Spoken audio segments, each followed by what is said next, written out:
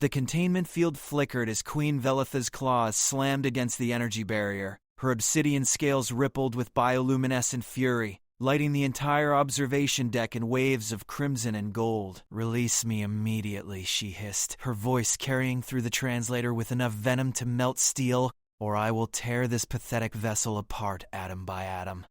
Captain Laura Bennett didn't flinch. She'd spent 3 months negotiating the ceasefire between humanity and the Carthian Empire, and she wasn't about to let diplomatic protocol crumble now. Behind her, Lieutenant Jake Morrison kept his hands steady on the plasma rifle controls, eyes locked on the 7-foot alien monarch who'd single-handedly destroyed 4 colonial outposts before agreeing to talks. "Your Majesty," Laura said coolly, "we agreed to neutral ground. The containment field remains active until both parties. I am with child." The words cut through the bridge like a shockwave. Every human officer froze. The translator had to be malfunctioning. It had to be. Velitha's head turned slowly, her triple-jointed neck allowing her gaze to sweep across the stunned crew. Her eyes, black as deep space with rings of silver, settled on one person. Jake Morrison felt his blood turn to ice. "And this one," the Queen continued, one clawed finger extending through the containment field's edge to point directly at him, "is the father of my heir." The bridge erupted. Voices overlapped in chaos. Somewhere an alarm started blaring. Jake's rifle clattered to the floor as his hands went numb. "That's impossible!" Laura shouted over the noise. "Lieutenant Morrison has never even been in physical contact with—" 3 months ago, Velitha interrupted, her tone shifting to something almost amused. "Your vessel responded to a distress beacon in the Korvax Nebula. This mail came aboard my damaged ship. Alone. We spoke." Jake's mind raced back. The derelict Carthian cruiser. The strange energy readings. Command had sent him in scout armor to verify it wasn't a trap. He'd found the Queen barely alive, her ship's life support failing. They talked for maybe 20 minutes while he ran diagnostics. Nothing more. "We talked," Jake managed, his voice cracking. "That's all. I gave her emergency oxygen canisters and left." "Yes," the Queen agreed. Her expression was unreadable, but something gleamed in those alien eyes. "And now I carry the genetic fusion of our species, the first of its kind, a new evolution." Laura stepped forward, her face pale. "You're declaring war, then? This is some kind of biological claim on human territory." "I am declaring," Velitha said softly, dangerously, "that this mail is bound to me by Carthian sovereign law, and if humanity wishes to avoid the complete annihilation I have been restraining myself from delivering, you will surrender him to my custody within the hour." The Queen's scales flared bright red. "Or I will come take what is mine." The war room descended into controlled chaos. Admiral Gregory Vaughn's face filled the main view screen, his jaw clenched so tight Jake thought he could hear teeth grinding through the transmission. "Explain to me, Morrison, how you impregnated a xenobiological entity when you were wearing a full hazmat suit." Jake stood at attention, sweat rolling down his spine. Around the table, 6 senior officers stared at him like he'd sprouted tentacles. Laura Bennett stood beside him, her arms crossed, still processing the bombshell that had detonated her carefully constructed peace treaty. "Sir, I couldn't have. The suit was sealed the entire time. I ran a standard rescue protocol, confirmed the Queen was stable, and returned to the shuttle. Total mission time was 18 minutes. Carthian biology doesn't work like ours, Dr. A. Ben." Ellen Price interjected from her station. The xenobiologist pulled up holographic scans that made Jake's stomach turn. "Their reproduction involves genetic exchange through pheromonal contact, sometimes even electromagnetic fields. If Morrison's suit had any micro breaches, if his biosignals were recorded by her ship's sensors, theoretically isn't good enough," Vaughn snapped. "We need facts. What we know for certain is that the Carthian Empire's ruler just claimed a human soldier fathered her child, and she's given us 53 minutes to hand him over, or she starts glassing planets." Jake felt the room tilt. "She can't actually be pregnant with my—" The containment field's alarm shrieked. Every head turned to the observation window. Velitha stood perfectly still now, her scales shifting to a deep purple. Jake's briefing materials had identified as Carthian Triumph. Her hand rested on her abdomen, and even through the barrier he could see something glowing beneath her armored plating. "She's broadcasting!" the communications officer shouted. "Wideband hitting every Carthene vessel in the sector." The translation crackled through. "I, Queen Velithe, sovereign of the Burning Throne, announce the creation of the first hybrid. The human called Jake Morrison has granted me an heir that will bridge our species. He will rule beside me, or your colonies will burn as monuments to his refusal." "Cut the transmission," Laura ordered. "Can't, Captain. She's using our own relay satellites." Every human outpost from here to the Meridian Belt just heard that. Vaughn's face darkened. "Morrison, you're officially the most important political prisoner in human space. Price, I want a full medical scan. Bennett, increase containment field strength to maximum, and someone get me the Secretary of Interstellar Affairs on a secure channel before this turns into a shooting war." Jake's mind reeled. This couldn't be happening. 3 months ago, he'd been a standard reconnaissance officer. Now an alien queen was claiming him as her mate and threatening extinction-level retaliation if humanity refused to comply. "Sir," Jake said quietly, "permission to speak with her directly." Every eye turned to him. "Absolutely not," Laura said immediately. "Captain's right," Vaughn agreed. "Your leverage now, Morrison. The second you're in her presence. With respect, Admiral, I'm already in her presence. And if she wanted me dead, that containment field wouldn't stop her." Jake gestured to the observation window. "She destroyed 4 colonies with minimal effort. She agreed to peace talks. Then she boards our ship, lets us capture her, and drops this revelation. This isn't random. She's playing a strategy we don't understand." Ellen Price nodded slowly. "He's right. Carthene queens don't take mates. They don't share power. Their reproduction is entirely self-directed through genetic sampling of conquered species. If she's claiming Morrison as a partner rather than a genetic donor, it violates every behavior pattern we've documented." "Which means what?" Vaughn demanded. "Which means," Jake said, pieces clicking together in his head. "She's not trying to start a war. She's trying to stop one, and she's using me to do it." Veletha's voice echoed through the ship's intercom, bypassing every security protocol. 47 minutes remain. Send him to me, or watch your species learn why the Carthene Empire has never been defeated. Laura looked at Jake, conflict written across her face. "If you're wrong, if I'm wrong, we're already dead," Jake said. "At least, let me try to find out what she really wants." The Admiral's silence stretched for an eternity. "You have 10 minutes, Morrison, and God help us all if you're reading this wrong. The containment." Field shimmered down with a sound like breaking glass. Jake stepped through, acutely aware of every weapon trained on his back and the alien queen standing 3 feet away. Up close, Velitha was even more imposing. Her scales caught the light like cut gems, and her presence filled the room with an electric charge that made his skin prickle. "Brave," she said, her actual voice deeper than the translator suggested. "Or foolish. Your kind struggles to distinguish between the two." "You're lying," Jake said flatly. "About the pregnancy, about me being the father. I need to know why." Her head tilted, those silver-ringed eyes studying him with an intelligence that made him feel like a specimen under a microscope. "You assume deception because you cannot fathom the truth. Typical human limitation. I wore a sealed suit we never touched." "Basic biology says—" "Your biology," Veletha interrupted, moving closer. Jake forced himself not to step back. "Carthene reproduction transcends physical contact. We sample genetic potential through bioelectric signatures, through the resonance of neural patterns, through elements your science has not yet named. When you entered my ship, when you chose to save my life despite knowing what I had done to your colonies, your essence imprinted upon my genetic matrix." Jake's breath caught.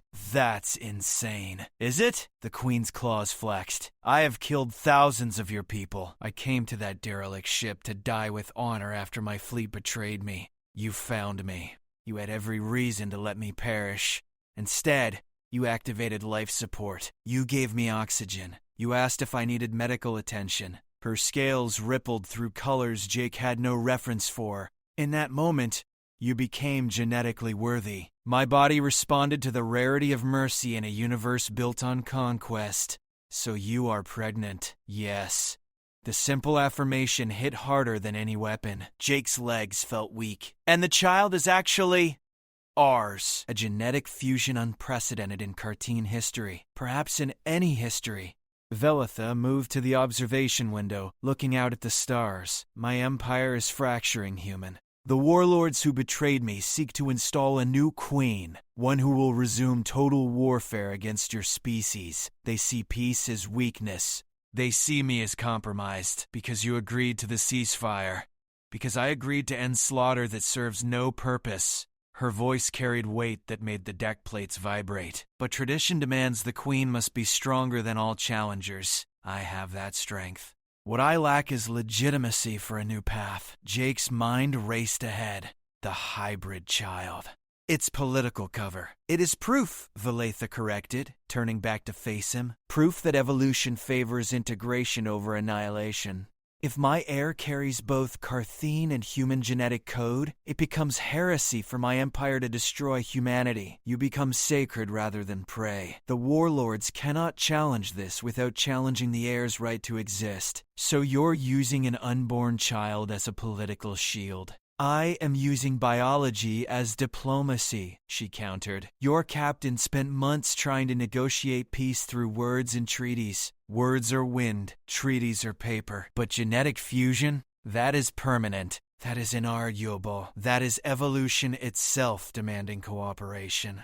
Jake felt the logic clicking into place even as his emotions rebelled against it. And if I refused to play along with this claim, if I denied being the father, Velith's scales darkened to the color of blood. Then my warlords will see the hybrid as illegitimate. They will demand its destruction and mine. Civil war will consume the empire, and in the chaos, your colonies will be caught in crossfire that makes the previous attacks look like mercy. Billions will die on both sides. You're threatening extinction to force my cooperation. I am offering you the chance to prevent extinction through your cooperation. The queen stepped closer, close enough that Jake could feel heat radiating from her scales. You saved my life once, Jake Morrison. Now I ask you to save countless others by standing beside me, not as a prisoner, not as a victim, but as acknowledged co-parent to the heir who will unite our species. I don't even know you. You knew enough to show compassion when hatred would have been justified. That is more than most achieve in a lifetime. Her voice softened, almost vulnerable. I am not asking for love. I am not even asking for trust. I am asking for alliance, for the sake of the child who did not ask to become the bridge between worlds. Jake's mind spun. Behind the observation glass, he could see Laura and the others watching, weapons ready, probably assuming he was being coerced. Maybe he was.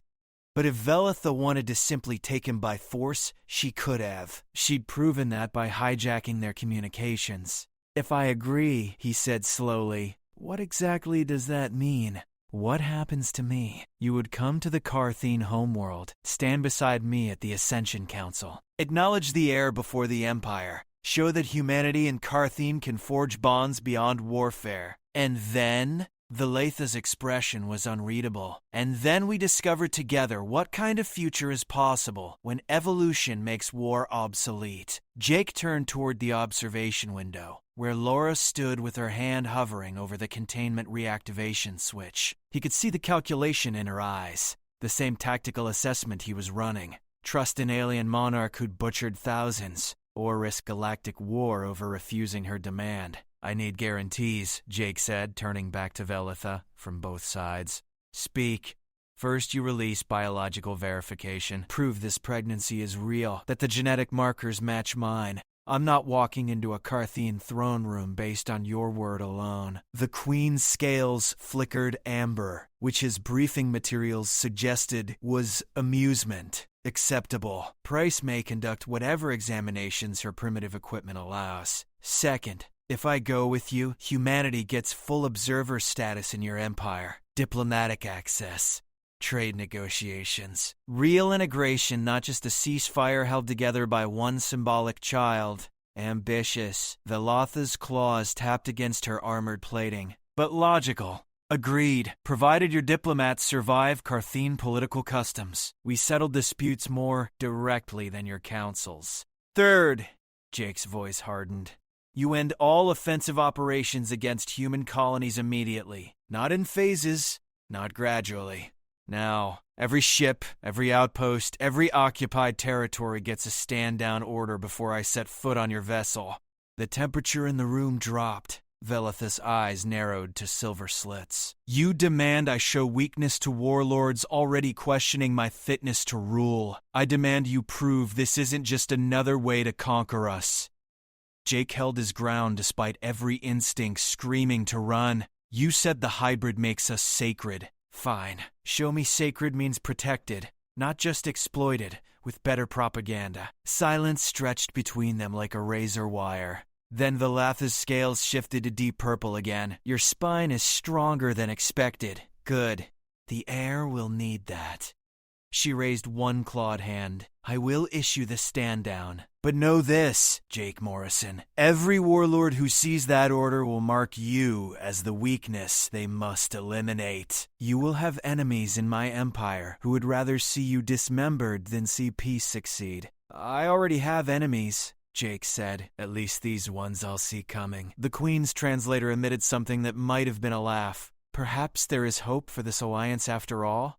Laura's voice crackled through the intercom. Morrison, we're reading massive energy spikes from Carthene vessels in the sector. Whatever you're doing, do it faster. Velatha moved to the observation window and placed her palm against the glass. Instantly, holographic displays erupted across every surface, showing Carthene warships and attack formations around human colonies. Jake's heart seized seeing the firepower aimed at civilian populations. Warlord Kreshva moves faster than anticipated, the Queen said, her tone clinical. He intends to force my hand by incinerating your settlements before I can establish the heir's legitimacy. Can you stop him? I can try. Velatha's hand moved through the holographic interface with precision. That blurred into impossible speed. Carthene's symbols Jake couldn't read flooded the displays, but my authority is contested. Half the fleet will obey. The other half... She trailed off, as one cluster of warships broke formation and accelerated toward a colony world designated Harper's Landing. 12 million humans live there. Contact your admiral, Velatha commanded. Tell him to evacuate Harper's Landing immediately. Kreshva will make an example of defiance, and I cannot reach his fleet in time to prevent it. Jake slammed his hand against the intercom. Admiral Vaughn, hostiles inbound to Harper's Landing.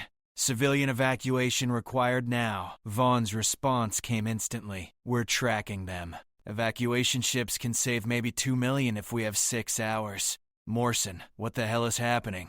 Jake looked at Velatha. The Queen's expression showed something he hadn't expected to see. Regret. The warlords are forcing a choice, she said quietly. Bend to their demonstration of power, or watch your people burn while I claim authority I may not possess. There has to be another option.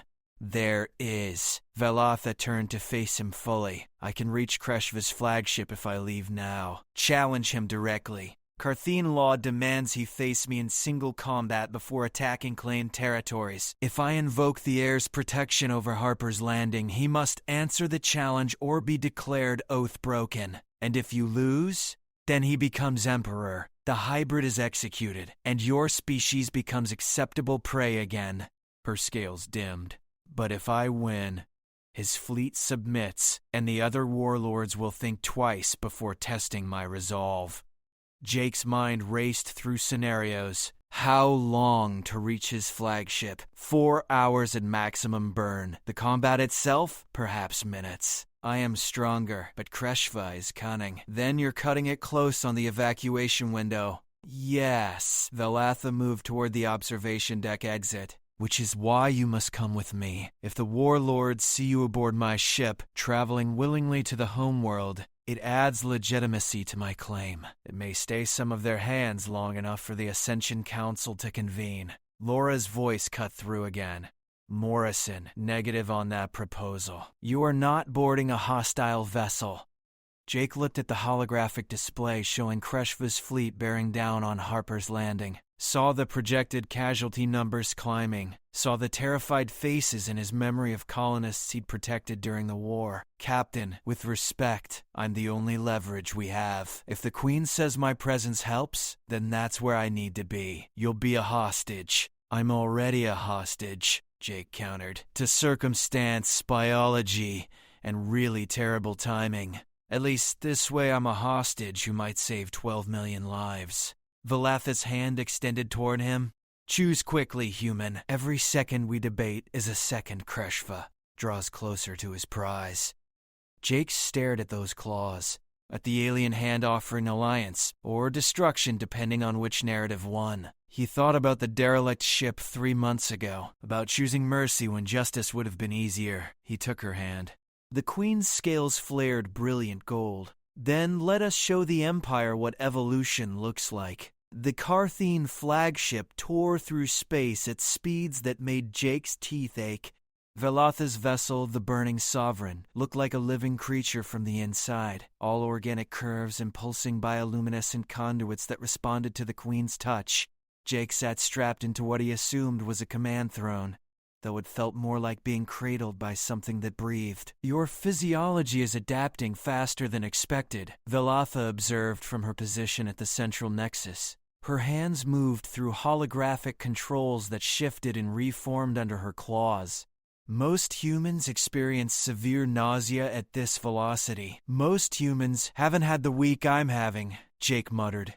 Through the viewport, stars stretched into lines of light. How long until we intercept Kreshva? 2 hours, 17 minutes. He is attempting evasive patterns, but my ship knows his vessel's signature. We hunted together once, before his ambition outgrew his loyalty. Jake watched her work, noting how every movement carried absolute certainty. You said the combat would take minutes. What does Carthene's single combat actually involve? Valatha's scales rippled dark red. We will board his flagship. He and I will fight in the ceremonial arena while both crews witness. First to surrender or die loses. If he surrenders, his fleet becomes mine. If he dies, same result. If I surrender, you and the hybrid die with me? If I die, she paused, you become Kreshva's trophy and humanity's protector disappears. Comforting. Truth often isn't. The Queen pulled up a tactical display showing Kreshva's formation. He commands 47 warships. Even if I defeat him, some may choose to continue the attack out of spite or opportunism. Your Admiral Vaughn must be prepared to defend Harper's Landing, regardless of the challenge's outcome. Jake activated his personal comm, hoping the encryption held across the distance. Morrison to Fleet Command. Admiral, you need to position defensive assets at Harper's Landing. The Queen's buying us time, but don't count on it being enough. Static crackled before Vaughn's voice emerged, already mobilizing every ship in range. Morrison, our telemetry shows you're on an alien vessel traveling deeper into Cartene space. Please tell me you have an exit strategy. Working on it, sir. That's not reassuring. It's all I've got. Jake killed the connection before Vaughn could order him to abort. Too late for that now. Valatha glanced at him, something like approval in those alien eyes. You understand there is no guarantee of survival for either of us. I understood that the moment you pointed at me on the bridge. Jake leaned forward against his restraints. But I've got a question that's been eating at me. You said your body responded to genetic worthiness when I saved you. Fine, but why tell everyone now? Why not keep the pregnancy secret until after you'd secured power? The Queen's movement stilled. For the first time since he'd met her, Valatha looked uncertain, because Kreshva already knew. Ice flooded Jake's veins. What? My body began the fusion process weeks ago. The bioelectric changes are detectable to anyone monitoring my life signs. Kreshva has spies in my medical staff. He discovered the hybrid's existence and planned to use it as proof of contamination, evidence I had become too weak to rule.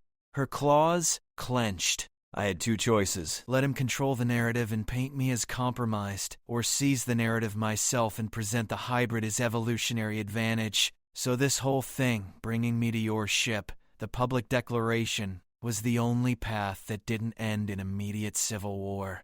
Valatha turned to face him fully. Kreshva expected me to hide the pregnancy in shame. Instead, I weaponized it, made you a symbol of new strength rather than weakness, forced him to either accept the new paradigm or challenge me directly where I hold advantage. Jake processed this, anger and admiration warring in his chest. You used me as a political grenade. I used available resources to prevent maximum casualties. Is that not what good commanders do? Bequeen's head tilted. You are angry. This is understandable. But ask yourself, Jake Morrison, if our positions were reversed, if you possessed knowledge that could save billions by sacrificing one person's anonymity, would you hesitate? He wanted to say yes, wanted to claim he'd find another way, but he'd been a soldier long enough to know that sometimes the best choice was just the least terrible option available. I'd appreciate a heads up next time my life gets completely upended for political strategy.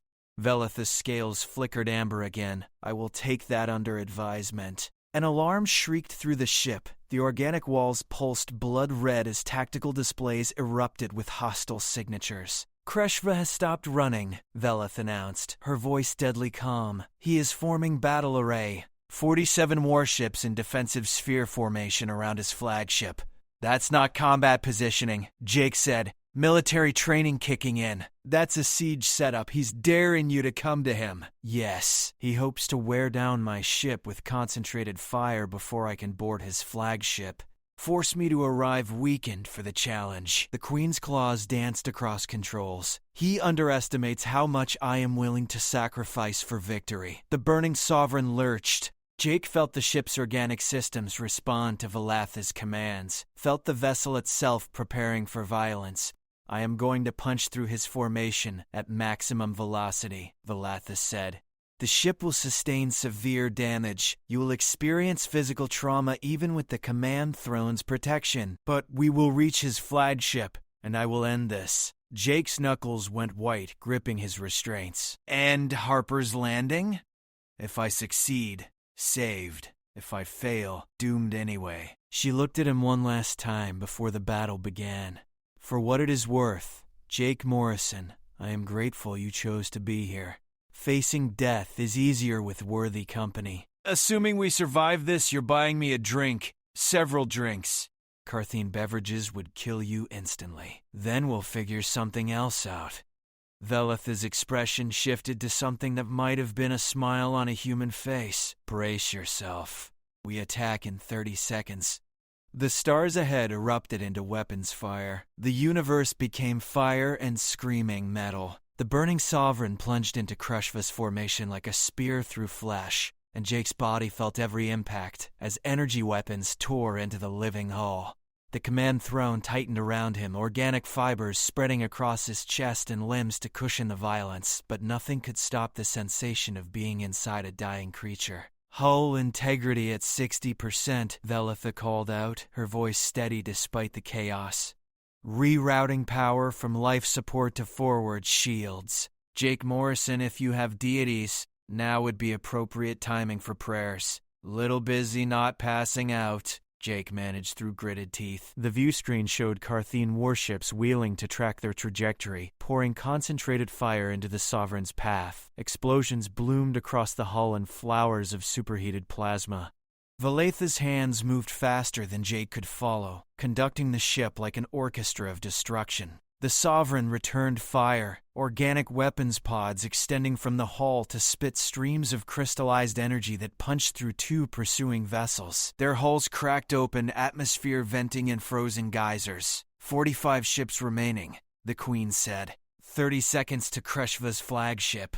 Another impact rocked the ship sideways. Jake tasted blood where he'd bitten his tongue. Warning symbols he couldn't read flooded the displays in angry crimson. Integrity at 40%. Weapons offline. Maneuvering thrusters compromised. Velith's scales had gone pure black. A color Jake's breathing said indicated maximum combat focus. This will be closer than anticipated. You think? Jake shouted as another explosion sent debris tumbling past the viewport. The Sovereign bucked hard. Jake felt something tear in his shoulder as the command throne failed to compensate for the impact. Through pain-blurred vision, he saw Kreshva's flagship growing massive in the view screen. It was twice the size of Velitha's vessel, bristling with weapons, its hull decorated with trophies from conquered species. Human colony markers gleamed among them. "Boarding protocol initiated," Velith announced. "Brace for collision." Wait, collision? You didn't mention MSP. The Sovereign rammed into Kreshva's flagship at full velocity. Jake's world went white. Sound disappeared. Gravity became a suggestion. When his senses returned, the command throne was retracting its protective fibers, and klaxons were screaming through smoke-filled air. He unbuckled with shaking hands, stumbled, caught himself against the bulkhead that felt warm and wet. Velitha stood at the center of the ruined bridge, unmarked, her scales now burning gold. Around them, the organic ship was dying, its bioluminescent systems flickering like failing heartbeats. "Can you walk?" she asked. Jake tested his legs. Pain shot through his shoulder, but everything moved. "Yeah, barely." "Then follow." "The challenge begins now." She moved toward a section of wall that had torn open during the collision, creating a jagged passage into Kreshva's flagship. Jake followed, stepping over sparking conduits and through air thick with burned ozone. They emerged into a Carthene corridor filled with warriors in ceremonial armor, all watching with eyes that held hunger and calculation. The warriors parted silently. Beyond them, massive doors opened onto an arena carved from obsidian. The space was enormous, circular, ringed with viewing platforms where hundreds of Carthene officers gathered. At the arena's far end stood Warlord Kreshva. Bigger than Velitha, his scales scarred and dull gray from countless battles. 4 extra arms had been grafted to his torso, each ending in weapon claws that hummed with energy. When he saw Jake, his mouth split in something too vicious to be a smile. "So the rumors are truth," Kreshva's voice boomed across the arena. "Our queen breeds with prey animals now. How far the burning throne has fallen." Veletha stepped onto the arena floor. "I invoke ancient right, Kreshva. Single combat for fleet supremacy. You accept or be marked Oathbreaker before all assembled. Borelord's weapon claws. Plasma fire. And when I tear you apart, the hybrid dies screaming. Then I will take this human back to Harper's Landing personally and broadcast his execution while the colony burns." Jake's fists clenched helplessly. He had no weapons, no armor, no way to help. This was Velitha's fight, governed by laws older than human spaceflight. "Jake Morrison," the Queen said without turning, "watch carefully. Learn what it means to be Carthene." Then she moved. Jake had seen Velatha fight in combat footage from the colonial attacks, had watched her tear through defensive positions with methodical brutality. But that had been warfare. This was art. She crossed the arena in a blur, scales shifting through combat patterns that made her nearly invisible against the obsidian floor. Kreshva's 6 arms struck in coordinated fury, plasma claws carving the air where she'd been microseconds before. Velitha flowed around each attack, her own claws finding gaps in his defense to leave glowing wounds across his armored hide. "You have grown slow," she hissed, dancing back from a wild swing. "Soft from commanding others to fight your battles." Kreshva roared and charged. His mass shook the arena floor. Velitha met him head-on, and the collision sent shockwaves through the chamber. They grappled, claws locked, plasma weapons screaming as they fought for advantage. The warlord had size and strength, but Velitha had precision. She twisted, using Kreshva's momentum against him, and one of his grafted arms tore free in a spray of luminescent blood. The warlord screamed. Velatha didn't stop. She pressed the attack, her movements becoming a whirlwind of calculated violence that drove Kreshva back across the arena. "The hybrid represents evolution," Velatha declared, her voice carrying to every observer. "Adaptation over stagnation, future over past. This is what you cannot comprehend, Kreshva. Power is not measured only in destruction." Another arm fell, then another. Kreshva collapsed to his knees, his remaining weapons flickering out. Around the arena, the assembled Carthene officers watched in absolute silence. Valetha stood over the defeated warlord, one claw at his throat. Surrender your fleet, acknowledge the heir's legitimacy, or die here, forgotten. Kreshva's eyes blazed with hatred, but Jake could see the calculation behind them. The warlord knew he'd lost. The question was whether pride would let him admit it. I surrender, Kreshva snarled. My fleet recognizes your authority. The hybrid is acknowledged. Veletha's claw pressed deeper. And Harper's Landing? The attack is canceled. The colony is spared. The queen withdrew her claw and turned to the assembled officers. Let all present witness. The challenge is resolved. Fleet integration begins immediately. Any who contest this ruling may face me next. No one moved. Valetha walked back to Jake, leaving Kreshva bleeding on the arena floor. Her scales had shifted to deep purple triumph, and despite the violence he'd just witnessed, Jake felt something like relief flooding through him. Is it over? He asked quietly. This battle? Yes. The war? Valetha's eyes met his. That depends on what happens next at the Ascension Council. We have won the right to present our case. Now we must convince an empire.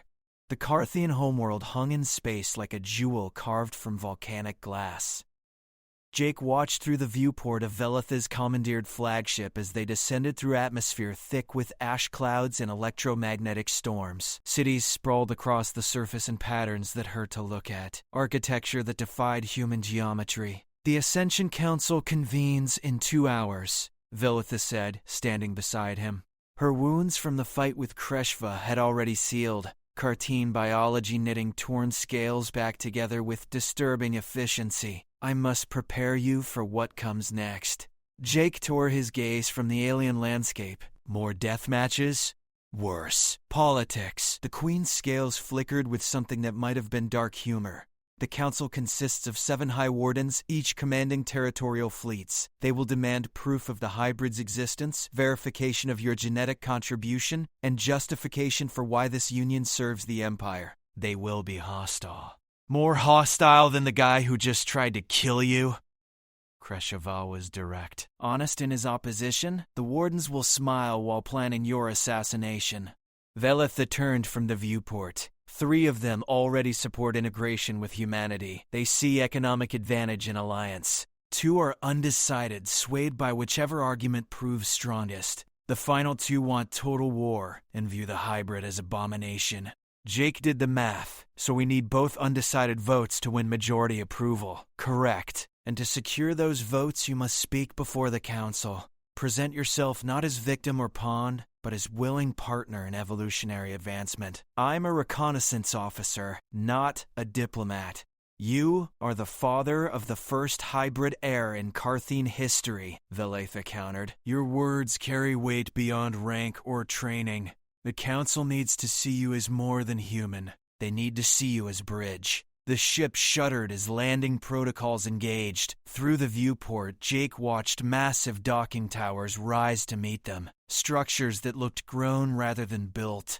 Everything about this world felt organic, alive, in ways that made his skin crawl. What happens if we lose the vote? He asked. Valetha's silence was answer enough.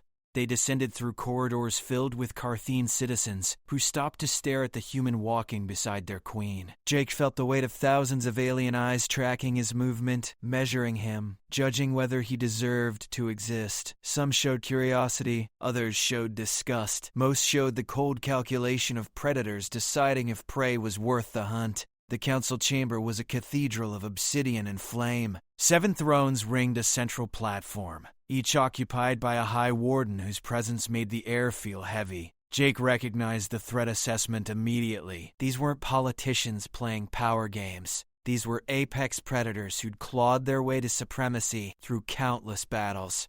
Valetha ascended to the platform, Jake following 1 step behind. The posture felt submissive, but she'd coached him during the flight. Carthene hierarchy demanded the queen stand elevated. His position showed respect while maintaining proximity that suggested partnership rather than servitude. High Wardens of the Burning Throne, Valetha began, her voice resonating through the chamber. I present Jake Morrison, genetic co-parent of the heir who will reshape our empire's future. The warden seated at the highest throne leaned forward. Her scales were silver with age, her eyes sharp as laser cuts. High Warden Skelnath, voice of tradition, I demand biological verification before this council wastes time on spectacle. Provided. Velitha gestured, and holographic displays erupted around the platform. Genetic sequences spiraled through the air, complex enough to make Jake's head hurt. Dr. Ellen Price of the Human Science Corps conducted independent analysis. The hybrid carries markers from both species, confirmation of successful genetic fusion. Another warden spoke, his scales deep crimson. High Warden Thalrix, commander of the Outer Reaches. Even if this fusion occurred, what prevents it from being accident, random chance rather than evolutionary advantage?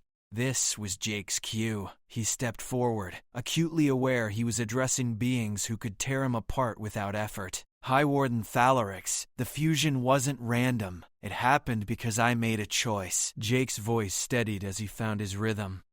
3 months ago, I found Queen Velitha dying aboard a derelict vessel. Every tactical assessment said leave her. Every strategic calculation said let your enemy perish.